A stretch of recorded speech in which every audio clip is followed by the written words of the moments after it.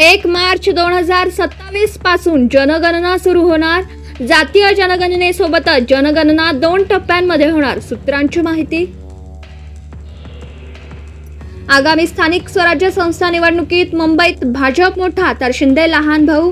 ठाण्यामध्ये मात्र उलट चित्र दिसणार। मुंबईसाठी भाजपचा 150चा नारा। सूत्रांची माहिती। उपमुख्यमंत्री एकनाथ शिंदे पुन्हा नाराज असल्याची चर्चा। सह्याद्री अतिथीगृहात नियोजित 7 पैकी एकाही बैठकीला हजर नाहीत। आपत्ती व्यवस्थापन विभागाच्या बैठकीला देखील दांडी।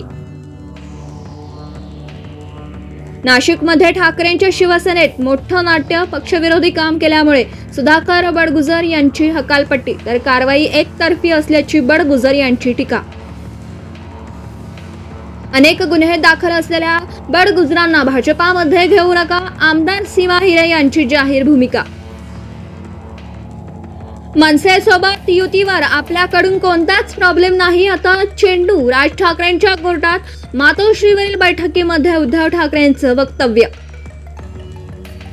हिंदी भाषेच्या सक्तीवरून राज ठाकरेंनी शिक्षण मंत्री दादा भुसेंना लिहिलं पत्र। निर्णय मागे घेतल्यानंतर पुन्हा पहिलीपासून हिंदी सक्ती केल्यास तीव्र आंदोलन करणार। राज ठाकरेंचा इशारा।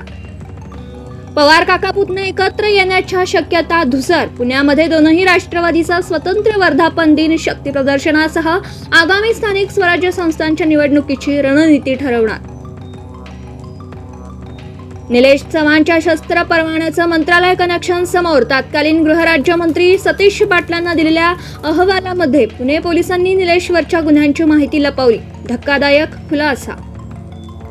संसदेच्या पावसाळी अधिवेशनाची तारीख ठरली। 21 जुलै ते 12 ऑगस्ट दरम्यान अधिवेशन। संसदीय कामकाज मंत्री किरण रिजिजू यांची माहिती।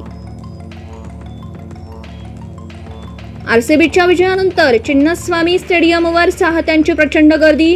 टीमच्या स्वागतासाठी जमलेल्या चाहत्यांवर पोलिसांकडून सौम्य लाठीमार।